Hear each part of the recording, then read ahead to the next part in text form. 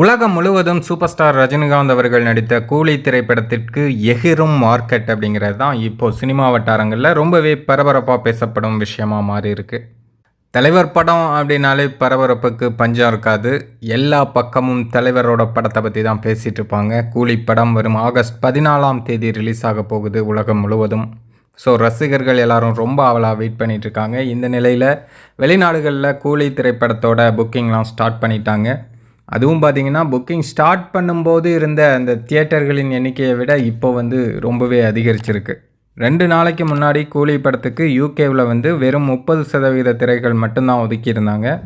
ஆனால் கூலி திரைப்படத்துக்கு ஒரு கடுமையான டிக்கெட் டிமாண்ட் இருக்கிறதுனால இப்போ யூகேயில் 60% தியேட்டர்களில் கூலி திரைப்படத்தை திரையிடுறாங்க. 30லேருந்து 60 பாதிக்கு பாதி அதிகரிச்சிருக்கு தியேட்டர்களின் எண்ணிக்கை.